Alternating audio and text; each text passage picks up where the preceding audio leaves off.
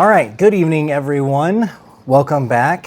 For those of you brave souls who decided to return, this is the History of Christianity class. Last week, we covered what is called the Apostolic Age, or roughly from 30 to 100 AD. Those are named the Apostolic Age because most of the apostles were alive in some form or fashion throughout that period, John being most widely accepted to be the last to pass away. This age is known as the Ante-Nicene age. So Nicene being a town called named for the town called Nicaea, where you will have the first major church council, the Council of Nicaea. So in this time, from 100 to 325, Christianity takes on its own kind of flavor and touch to it. Yes, all right, it's working. Okay, so if you'll remember, last week we had two ground rules. Ground rule number one, we aren't covering it all. This is a picture from our library. These are the books that go in the Ante-Nicene age. So that's not even some of the fragments and other stuff that's going on. And this period is really interesting because at the time, Christianity, for the most part, is outlawed. And it will be outlawed until 313, which is the Edict of Milan issued by Emperor Constantine. So you get a whole lot of different ideas and ways of thinking about how to follow Christ. And these people aren't really talking to each other because Christianity is outlawed. So it's hard for them to gather. They can't hold conferences or councils. If you gather too many Christians in one place, the Roman Empire is likely to figure it out and come in and wipe them out. So they do talk a little bit, but a lot of times you get weird ideas or weird different ways of following Jesus out of this period because they're not talking to each other. The other thing is we don't really have a Bible yet. Christianity won't actually have like individual Bibles, like even church-wide Bibles, until the printing press. So think 1500 AD. So imagine what that might be like. That'd be like us having the Gospel of Matthew, West End having the Gospel of Mark, Laurel having the Gospel of Luke, and Maryville having the Gospel of John. So when we want to go read one of those, where do we have to go? There.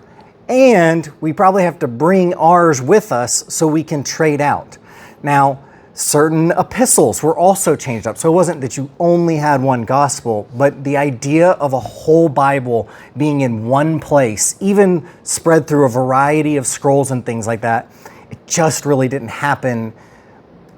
I mean, a little bit after 1300, but really once you hit the printing press for 1500.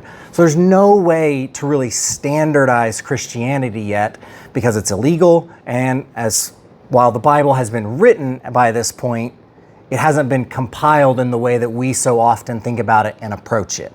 So again, ground rule number one, if this is all that we could cover in the Ante-Nicene age, we're not covering all of that. Ground rule number two is history is not settled. I found this quote this past week. It's by Pete Enns, a Harvard divinity-trained theologian. He runs the Bible for Normal People podcast. And it says this: biblical scholarship deals with data, but there isn't a lot of it. I picture it as putting together a 1,000-piece jigsaw puzzle, but you only have 100 pieces and no finished photo to guide you. You construct the borders as best you can, and then group pieces together that look similar, and when possible, connect them. Different theories arise about where certain groups of like pieces should be situated in the frame. And some theories challenge old groupings altogether. And every once in a while, we find a lost piece in the back of a closet, in another box, or under a sofa that leads us to rethink the puzzle as a whole. Some try to jam pieces from other puzzles into the puzzle, or just make up pieces entirely, probably because they can't bear the thought of the manufacturer creating an unfinished puzzle. But the pieces don't fit, and the solutions aren't convincing. The chances of completing the puzzle perfectly are slim, but we keep trying. So, this is biblical scholarship, so he is really focused in on the Bible, but this applies as well to history. Maybe we have a few more pieces than 100, But the idea that history is settled and there's one way to read it and one way to understand it, it's just not the way it works. Last week, I showed you two of the most decorated and influential biblical historians, and they disagree on all sorts of things. The one thing they hold in common, Jesus is Lord. So, with that, let's start with the Ante-Nicene age, and let's start with our first non-Christian account of Christians. So this is Pliny the Younger. This painting is of him getting tutored or taught by his mother. He lived from 63 to 113 AD, and he was the governor in Bithynia and Pontus. For those of you who are real Bible nerds, 1 Peter is written to that same area. And he wrote a letter to Emperor Trajan in 110 AD. The next account we have will come from General Publius Cornelius Tacitus, and it comes in 116 AD in his book, The Annals. We have another account that sort of mentions Christians that will come in 121 from Gaius Suetonius Tranquillus and his 12 Caesars. And it mentions that Christians were persecuted under Nero. So it's one of the key ways that we know that when the Christians say they were persecuted under Nero, that's an outside source that actually verified it. So Pliny gives us one of the best looks into what Christian life was like from the outside. Now, so does that mean he has all the insider knowledge? Absolutely not. Does that mean that this is contained to a small area, the northern part of Turkey? Absolutely. So this does not speak for Christianity as a whole, but does give us a sense of what's going on here. And so he writes a letter to Trajan because he's found these Christians, and here's what his kind of goal is in writing this letter. It's to establish legal precedents, because this is kind of the first time any Roman's kind of coming across these Christians, and they don't know what to do with them. He hasn't heard anything about it. And so this letter that he's going to keep is going to actually establish the legal precedents for how to handle Christianity until almost Constantine. So he has a couple of questions. Should any distinction be made by the age of the Christian? Should the very young be treated differently from the mature? So if you're old, do we just let them live and die out? If you're young, do we try and imprison them? Or if they're in the middle, do we kill them? What do we do here? Does denying Christian being a Christian mean the accused's pardon? So you get this person and they go, I'm not a Christian, I'm not a Christian. Do they get off scot-free, or do we have to go through a whole process to figure out whether this is true or not? Finally, is the name of Christianity itself enough to condemn the accused, or is it the crimes associated with being a Christian? So is it just being a Christian enough to get you accused, or is it something that actually goes along with being Christian? So there are different brotherhoods and fraternities out there, and some of them are the fraternity of thieves. So do you get immediately imprisoned if you're just part of the fraternity of thieves, even though you may have never stolen anything? Or do you have to wait until you've actually stolen something? Is kind of the idea here. And he's trying to figure out, what do I do, Trajan? What do you want me to do with them? So here's how he describes the Christians. He says this: they were accustomed to meet on a fixed day before dawn, and to recite a hymn to Christ as to God, and not to bind themselves by oath to any crime, but to avoid committing theft, robbery, adultery, to betray their faith, or deny the deposit that had been called on them.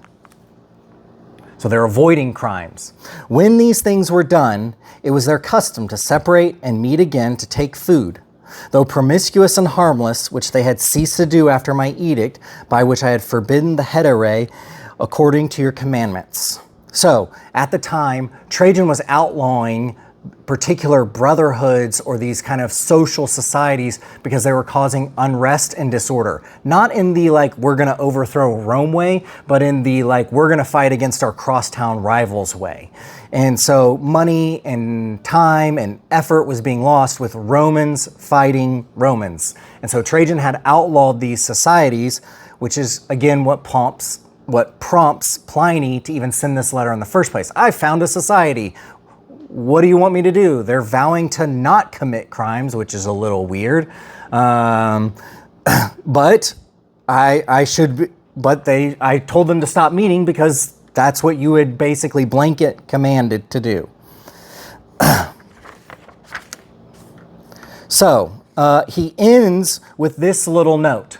Wherefore I thought it all the more necessary to inquire by torture of 2 maids who were called ministers what was true. I found nothing else other than a perverse and immoderate superstition. Now, he uses the word superstition right here, and that's really important because he's leaving it up to Trajan to decide what level of group this is. So if it's a religion, that might be in violation of a whole bunch of different Roman laws rather than a simple cult or superstition group. So if Trajan writes back and calls this a religion, it might be in violation of a whole bunch of other legal precedents. Pliny would know exactly what to do. But he's leaving it up in the air, says, Trajan, you kind of tell me what's going to happen here. I don't know what to do. All right, so that is our very first look at Christianity by someone who never converts and is non-Christian. So any questions?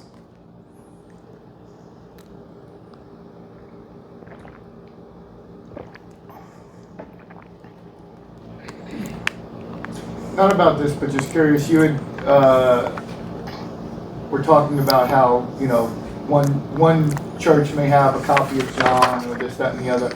What about the Old Testament? Would that have been more prolific in writing at that time, that they would have maybe had more of? I know they're still not going to have the canonized Torah. So the Torah itself would have been available in the synagogue, but at this point, Christians are not Jews anymore, really. So to go into a synagogue to try and read Torah, I mean, if this is our first shot at a non-Christian reading, what are we going to do?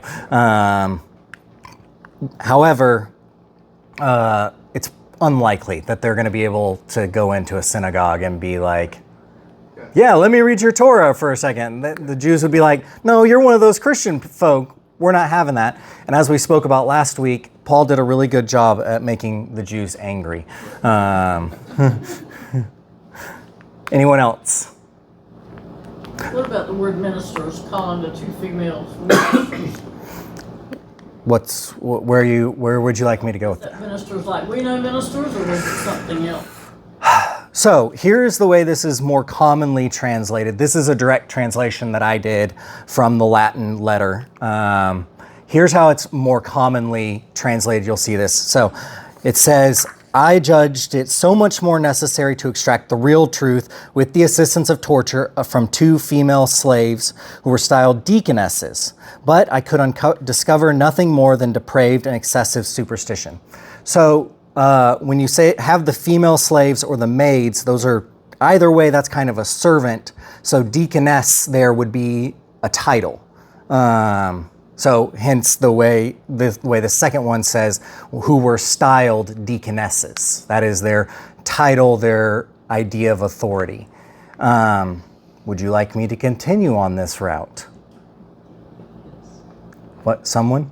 Yeah. Okay, so the reason why there's a discrepancy between these 2 translations, the Latin word is, you can see it down here, is where you see que ministre, dice banter. So that's the direct from Pliny Latin. So why is it minister in one and deaconess in another? The obvious reason, and probably the majority of the reason, is there is no direct translation of deaconess which is a Greek word, to minister, which is a Latin word. So why the difference in the translation? Well, that goes to St. Jerome. St. Jerome was the first person to gather all of the Greek and Hebrew texts and translate it into Latin. So he translated all of it in Latin, I think it was 384. I may be wrong. I may be 100 years too early on that, but I think it was about 384. That he did it. And so he translated it all and had a decision to make when the word deacon or deaconess came up as he was translating it. So he picked who fit this title in the New Testament. And there are 4 main people who fit this title. The first one is Paul. You can see that in 1 Corinthians 3:5. all throughout Romans 15. He calls himself a deacon or a servant. That also applies to Apollos in 1 Corinthians 3:5. It also will apply to Timothy in 1 Timothy 4:14, or when he talks to Timothy in 1 Corinthians, I think it's 6. I forget the verse though, so I'm sorry. But I think it's 6. So there's one other person that rings out as a deacon or deaconess in this case. Does anyone know who that is? I'll give you the hint. It comes from Romans 16. So Phoebe. So he had a choice to make here. Does he call her a minister or a servant? A different, which would be a whole different word. He chooses servant. So when we go back, he chooses minister. So Jerome, someone who knows Latin and Greek infinitely better than I did, chose the word minister right here.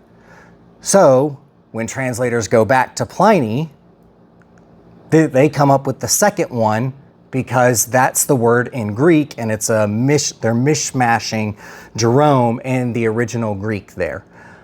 Either way, it is a title, and at least the language implies, again, history is not settled, and we're not covering it all. This is a short discussion within a discussion. So implies then that Phoebe would have the same title as a Timothy or Apollos. Now we know Paul obviously was an apostle, which Phoebe was not that. We know that for sure. So she's not that level. But what the language implies that whatever you think Timothy or Apollos could do or were allowed to do, that's what Phoebe was allowed to do. So if you read through 1 Corinthians, you see that Paul sends Timothy to the Corinthians. We see in Romans that Paul is sending Phoebe to the Romans in a similar capacity, at least linguistically. We have 100 pieces in a 1,000-piece puzzle here. To say something for sure is very difficult, but it implies that. It's not one or the other. Go ahead, Bill. I think one of the things that is clear from what Pliny is saying is that he didn't just pick two ordinary Christians that knew nothing about what they were doing. He picked two females who seemed to have some clout, and that the church, her group at the time, called them deacons. So that's so he chose them to torture to find out what was really going on, because you don't just pick the ordinary people. right. So he needs someone who has clout, but also this kind of female slave. She has no rights in the Roman Empire. So it's that perfect person that has some clout in this group, but has no rights in the Roman Empire. So he can do more or less whatever he wants to these two people. And so go ahead. Huh? What was the Greek word? Diakonos? The diakonos is the Greek word for deaconess. This was written in Latin. But that was a word before the church ever came along. Yes. Yes. And all it means is servant. So when someone who is a diakonos is a servant in the church. If Tyndale and the King James Committee had done it right, they would have translated baptism, immersion, and deacon servant. Instead of transliterating. So, language, it's fun. But one of the points, so Bill made a great point there that Pliny picked two people to go after to find out what was really going on there.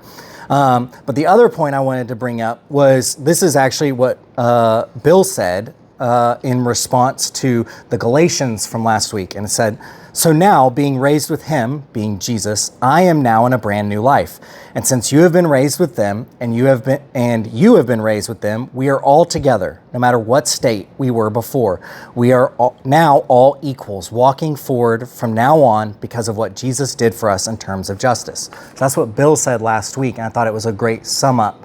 But we can see that this justice, these slave women who have no rights in the Roman Empire, have at least some station, some sort of identity within the Christian church. And so there's an equality and a justice. And that's from our earliest days of someone outside who thinks we're bad guys at that point, who's unsure of this. So here's the response. This is from Trajan. He gives 4 kind of things. He says, do not seek out the Christians for trial. If the accused are found guilty of being Christian, then they must be punished, because that is against the pre-existing no fraternal or sorority groups at all. If the accused deny they are Christians and show proof that they are not by worshiping gods, then they must be pardoned. And anonymous accusations should not be considered. So I don't like you, so I'm going to say you're a Christian, but I'm not going to put my name on it. That's just hearsay. We're just going to move on from that. So this is our earliest look at Christianity anywhere from the outside. And I think it actually captures, in some ways, the spirit of the early church, where these people are kind of just meeting together and trying to do their best to follow Jesus. So instead of going through a whole bunch more names and a whole lot of theology for the rest of the Ante-Nicene age, we're going to go with just one person. And I think he does a really great job of capturing kind of the spirit of the age. Origen of Alexandria will be used as a foundation stone for a lot of the theology and the learning and the arguments that will be to come next week. Probably the next 3 weeks, really. And in many ways, you'll actually see glimpses, hopefully from what I've picked, of how he's still here today among us. So let's start with Alexandria.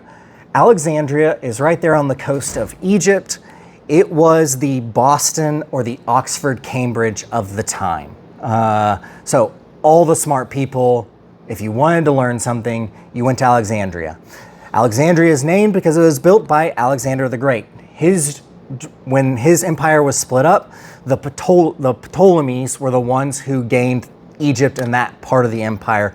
They're the ones who invested heavily in the learning at Alexandria.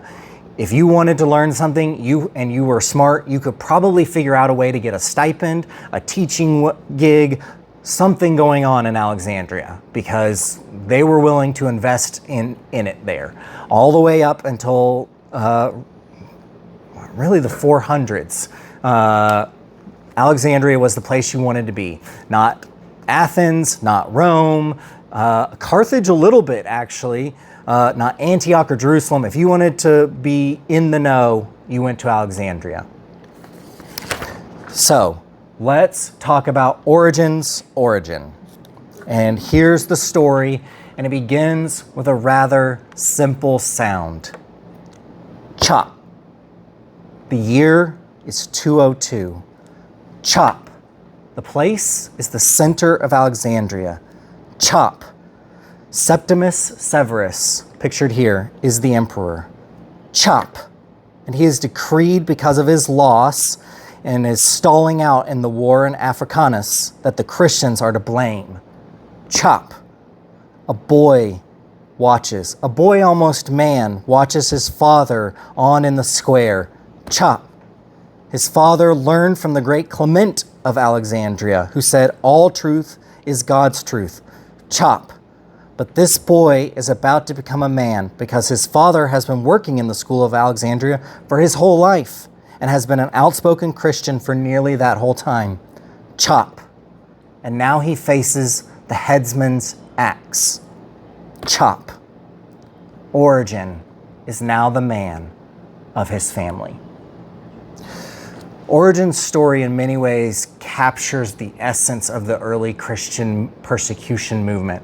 They weren't outright hunted necessarily, like I think it's often romanticized, but rather blamed for losses. And when propaganda, the ancient social media spins its wheels up, it can convince even the smartest city in the world that people who had nothing to do with the war are to blame. Origen goes on to get a TA position at one of the schools there. Some people like to build it up, but in all likelihood, it's a TA position, and it's just enough to support his family on. So somebody took pity upon him, maybe one of the Christians who denounced his faith or something like that, so that he would not face the headsman's axe, got him a job, and he becomes a TA. Now, his father being a grammarian or one of the people who worked in the school meant that Origen was around all of these men and women learning all they could about Greek philosophy, rhetoric, and everything like that. As a TA, he commits himself even further into the discipline. And that's when he begins his first book called On First Principles. There we go. On First Principles is the first ever systematic exposition of Christian theology. So it is I think it's 218 when he writes this. It's the first time we ever get a systematic exposition outside of the Bible that walks through what Christianity is. And so he writes his first book on First Principles. And the book 1 deals with the heavenly world and God, and it will lay the foundation for the Trinity. So we'll talk about the Trinity a lot more next week, because the Cappadocians are the ones who really hammer it home. But it is Origen that they're going to rely on to build their case. I'll read a small snippet about this one. So it says, Origen significantly contributed to the development of the idea of the Trinity.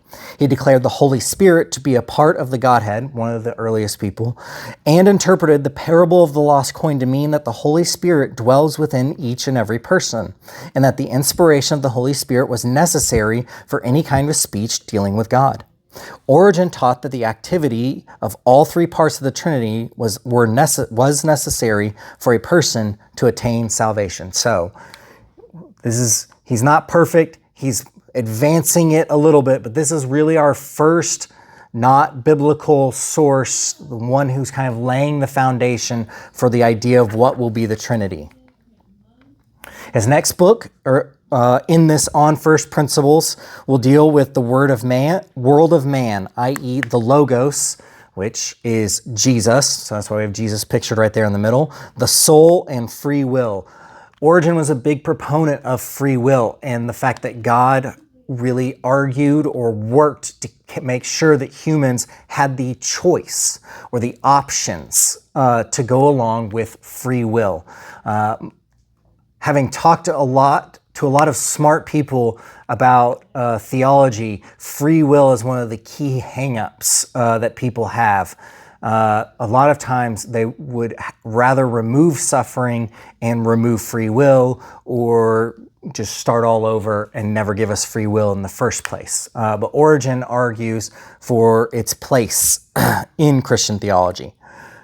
Book 3 deals with cosmology, sin, and redemption, or atonement.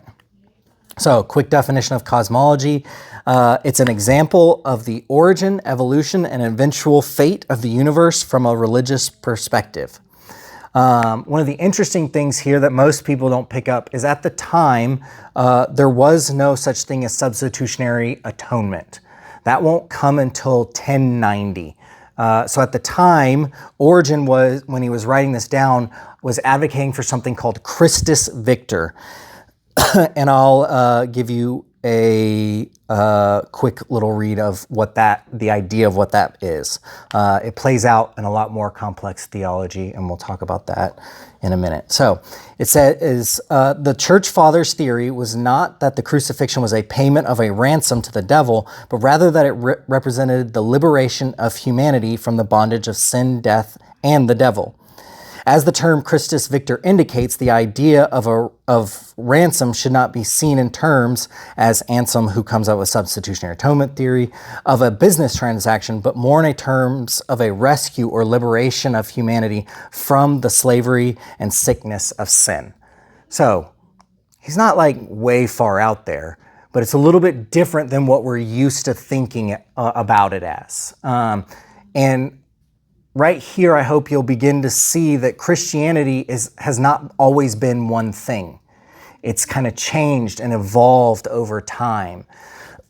While we always have relied on the Bible, these interpretations and these understandings kind of grow alongside it as well. Should they be checked by the Bible? Absolutely. But for Origen, this and the church fathers of the day, this was the common theory.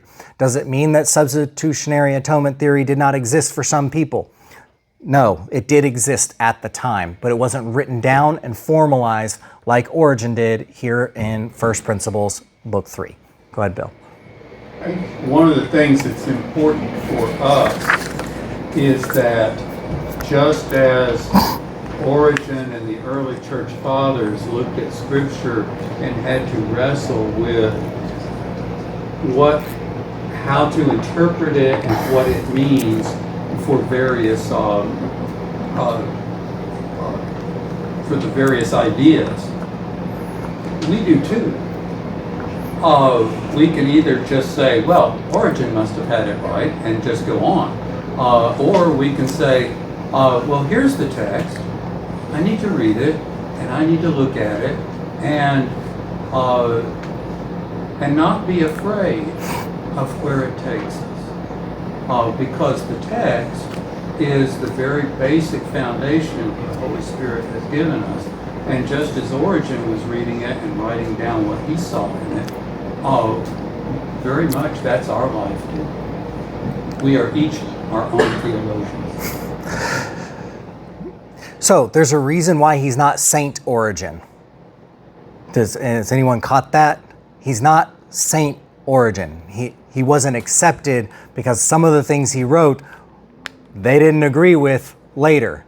Unfortunately, he wrote a lot, so it caught up to him as they were studying it a few hundred years later, still keeping it around as a way to say this is where we were at one point, and now we've come here.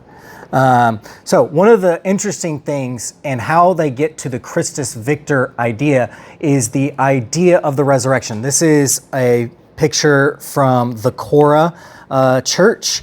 And if you'll notice, that's Jesus in the middle and he's being resurrected. Now, who are the two people on the side that he's pulling out? Does anyone know? Can you see? It's hard to see. Any guesses? He's got two people by the hand that he's pulling out of the tomb with him.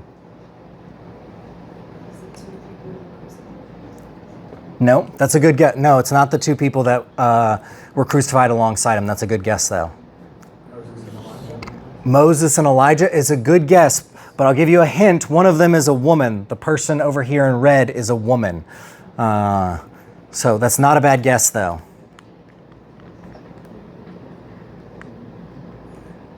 What pairing of man and woman do we know about from the Bible? Adam and Eve. Adam and Eve. So, the Christus Victor takes a different look at the resurrection than I think we're often accustomed to. Because if he's pulling out Adam and Eve, what does that say about the resurrection? It was for all. It was for all. So, a lot of us, or a lot of ways of looking at the resurrection, it is not always for all. You have to accept it or something along those lines first. And Origen's not saying that you didn't have to accept it, or so don't hear that. But there's a wider view of what the resurrection was doing in the earlier church, particularly from like Egypt, and if you draw a straight line up and over to the east. They still, in many ways, hold to this view of the resurrection. If you look at our images, or you think about our images of the resurrection, who's with Jesus usually? If he's sometimes Moses and Elijah, but usually he's alone, right? He's all by himself. He's not pulling anyone out of the tomb with him. So it's just a different look at what's going on in the resurrection, which is why they had different ideas about what was happening when it comes to sin and redemption and atonement. So this picture captures the different ideas and some of the ways that we see the world differently than they do. So the last book, book 4, is on teleology and how to interpret scriptures. Teleology is giving the reason or explanation for something as a function of its ends or purpose or its goal as opposed to its cause. So which way, if you see a ball moving down the street, if you see a ball on grass and it's rolling, do you look at it because someone hit it, or is it going somewhere to go in a hole, like a golf ball?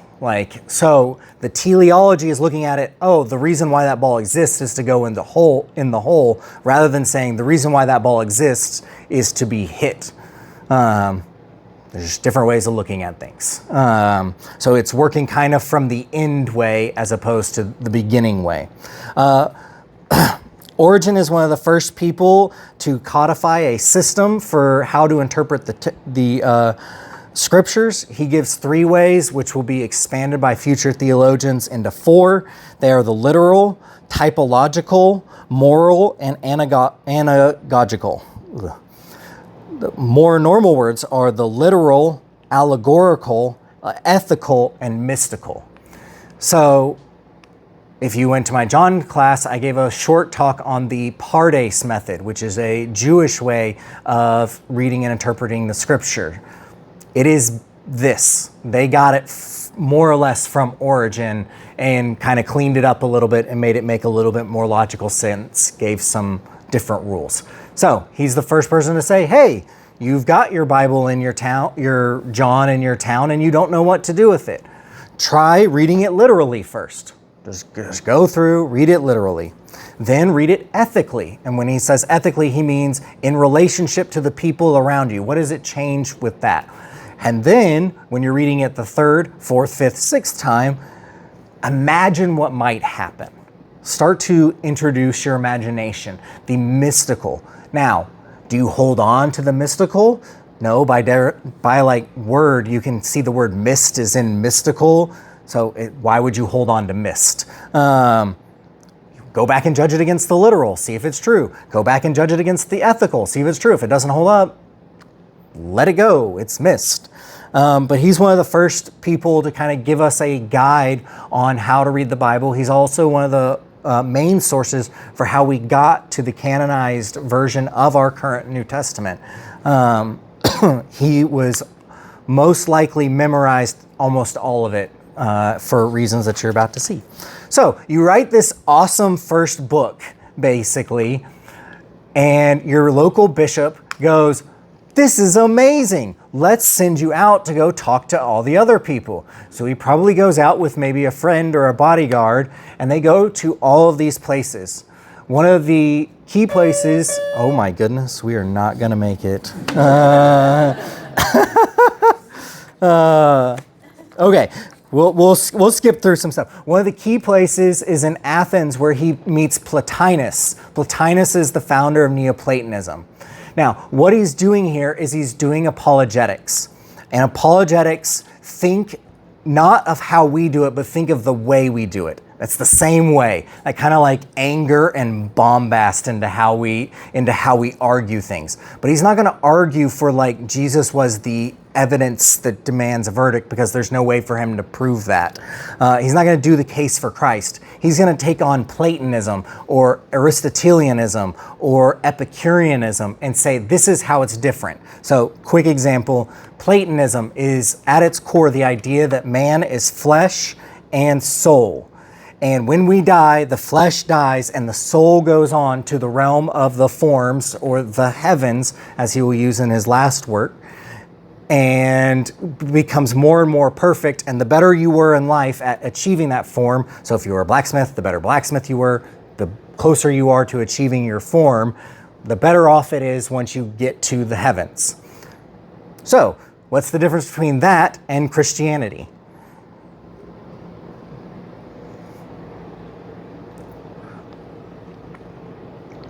What's the difference between us arguing that we are soul and flesh, and when we die, we go to heaven?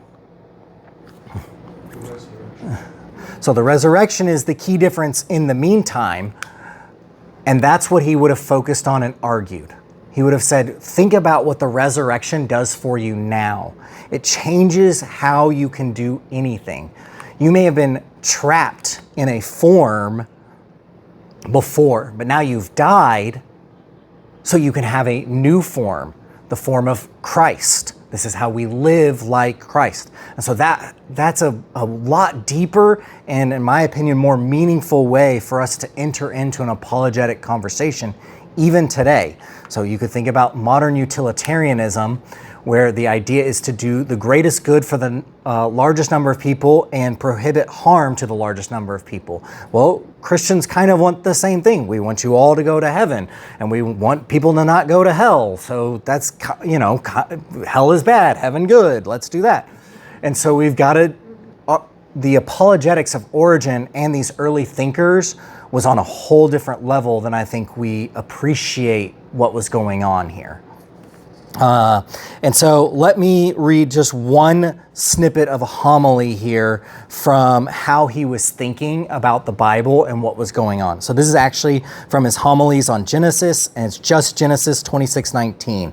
And the verse there is, "But when Isaac's servants dug in the valley and found there a well of spring of water."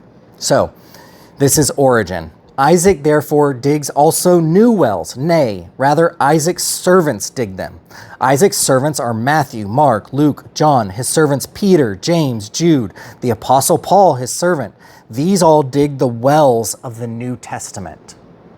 So you can see he's referencing almost all of the New Testament canon to say we have a new spring of water that we should be trying to drink from and learn from, and there's wisdom here.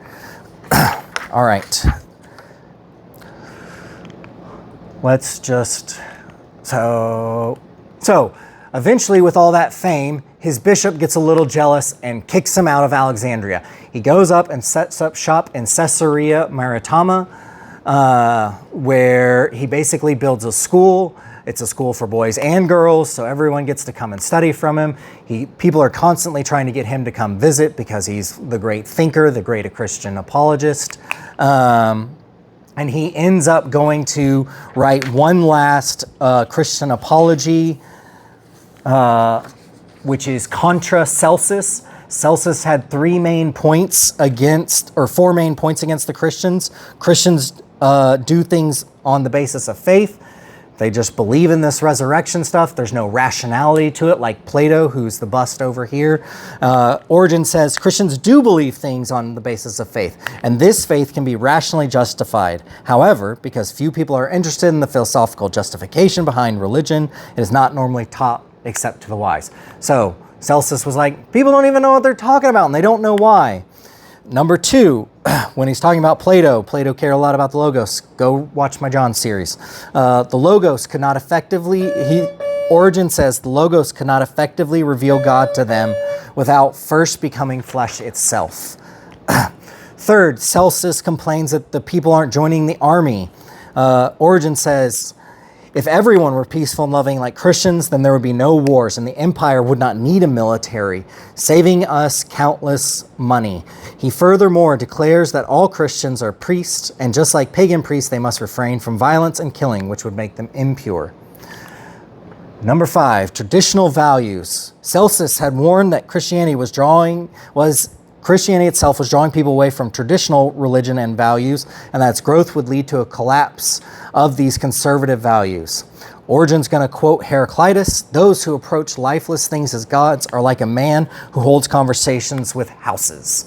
So Heraclitus was one of the big Greek philosophers that predates Plato.